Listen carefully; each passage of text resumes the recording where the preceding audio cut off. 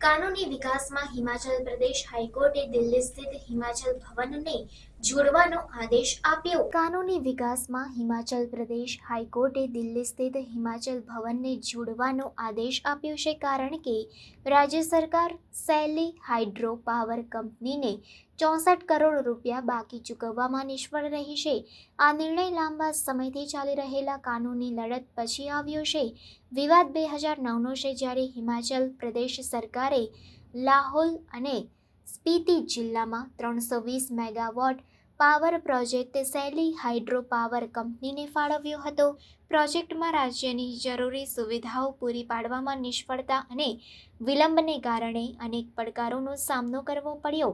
પરિણામે company project આગળ વધારી શકી નહીં અને તે સરકારને પરત આપવું પડ્યું. જવાબમાં રાજ્ય સરકારે કંપની દ્વારા ચૂકવેલ પ્રીમિયમ જપ્ત કરી લીધું, જેના કારણે કાનૂની લડત શરૂ થઈ. સહેલી હાઇડ્રો પાવર કંપનીએ 2017માં હિમાચલ પ્રદેશ હાઈકોર્ટમાં રીટ પિટિશન દાખલ કરી જપ્ત કરેલી રકમ પરત કરવાની માંગ કરી.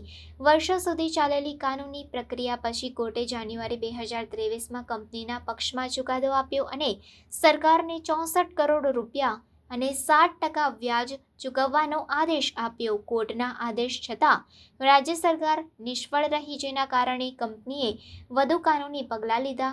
19 નવેમ્બર 2024ના રોજ હાઈકોર્ટે હિમાચલ ભવનને જોડવાનો આદેશ આપ્યો, જે 27 સિકંદરા રોડ, નવી દિલ્હી ખાતે આવેલું છે. ચૂકવણી માટે કોર્ટે એનર્જી વિભાગના મુખ્ય સચિવને 15 દિવસની અંદર તપાસ કરવા અને બાકી રકમની વસૂલાત માટે જવાબદાર અધિકારીઓની ઓળખ કરવા આદેશ આપ્યો. કોર્ટે જવાબદારીના મહત્વ પર ભાર મૂક્યો અને વ્યાજની રકમ દોષિત અધિકારીઓ અને કર્મચારીઓ પાસેથી વસૂલવા આદેશ આપ્યો. કેસની આગામી સુનાવણી 6 ડિસેમ્બર 2024 માટે નિર્ધારિત છે. આ નિર્ણયે રાજકીય ચર્ચા શરૂ કરી છે. વિપક્ષી પક્ષોએ કોંગ્રેસની આગેવાનીવાળી રાજ્ય સરકારની આ મુદ્દાની હેન્ડલિંગની ટીકા કરી છે. મુખ્યમંત્રી સુખમિંદર સિંહ સુખોએ મીડિયા સાથે વાત કરતા જણાવ્યું કે સરકાર કોર્ટના આદેશની સમીક્ષા કરી રહી છે અને યોગ્ય પગલાં લેશે. હિમાચલ ભવનને જોડવાનો આદેશ ન્યાયિક આદેશોના અમલમાં મહત્વપૂર્ણ પગલું છે અને પ્રદેશમાં મોટા પાયાના ઇન્ફ્રાસ્ટ્રક્ચર પ્રોજેક્ટ્સના અમલમાં ચાલતા પડકારોને હાઇલાઇટ કરે છે.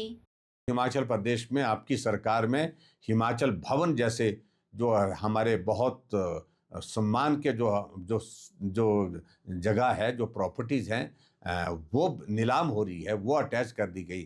इससे बड़ा दुर्भाग्य कोई हो नहीं सकता है. मैं समझता हूँ कि उनको सोचना चाहिए 2 साल पुरानी बातों को छोड़ करके वर्तमान में वो 2 सालों में क्या कर पाए हैं. हिमाचल नीलाम होने की स्थिति में हो गया है, हिमाचल गिरवी होने की स्थिति में हो गया है. ये स्थिति हिमाचल प्रदेश में वर्तमान कांग्रेस पार्टी की सरकार की.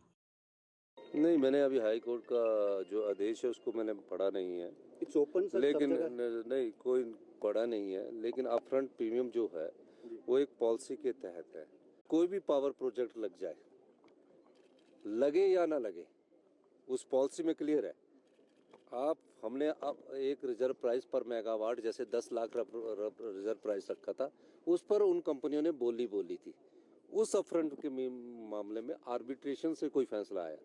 अब आर्बिट्रेशन के भी कई ऐसे फैसले आ रहे हैं जो बड़े चिंताजनक है, कानून की अनदेखी हो रही है. उसके खिलाफ हाई कोर्ट हमारी सरकार गई और सरकार ने उसमें जो 64 करोड़ रुपया आर्बिट्रेशन का था वो जमा कराना था. उसके बारे में मैंने अभी जानकारी प्राप्त की है. मैंने कहा है कि आप मुझे बताइए क्योंकि और इस प्रकार के आदेश अगर आए तो उसके बारे में हम अध्ययन करेंगे.